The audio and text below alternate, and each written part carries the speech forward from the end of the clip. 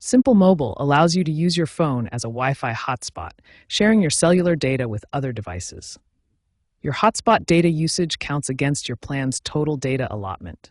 Limits vary. For example, the $25 plan includes 10 gigabytes total data, while the $55 unlimited plan may experience deprioritization after a certain amount of high-speed data use, such as 22 gigabytes per month.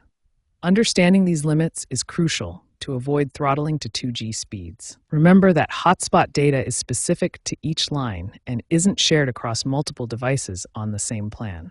There are several ways to monitor your hotspot data consumption on Simple Mobile. First, download the My Simple Mobile app available on iOS and Android. Log in and navigate to the Data Usage or Hotspot section. This provides a real-time meter showing your hotspot data consumption.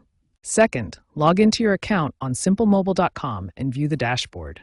This shows your data usage details, including hotspot consumption. Third, dial 611 from your Simple Mobile phone for automated data updates from customer service.